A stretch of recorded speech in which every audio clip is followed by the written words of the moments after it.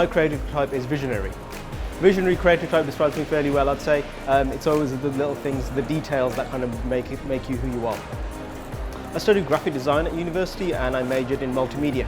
So after leaving university, I primarily worked in web design and UX for about 18 years. And then my second career has been as an illustrator and designer. I started out in the post industry, I guess just drawing for fun. It was a hobby that kind of snowballed and the right people took notice of my work after sharing it online. And over the years, it's become a fully fledged career.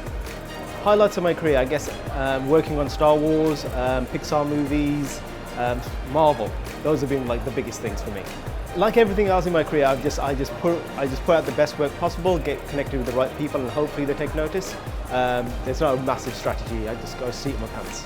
I think my work stands out because there's always a clear concept and there's an idea behind it. It's not just about beautiful art, it's about having an idea and telling a story on the page. To stand out in the industry as a poster designer, I'd say the best thing to do is have a clear voice. Try and be your own person, like design for movies you love. People will see that passion on the page. Don't try and emulate other designers, but make sure you stand out for being you.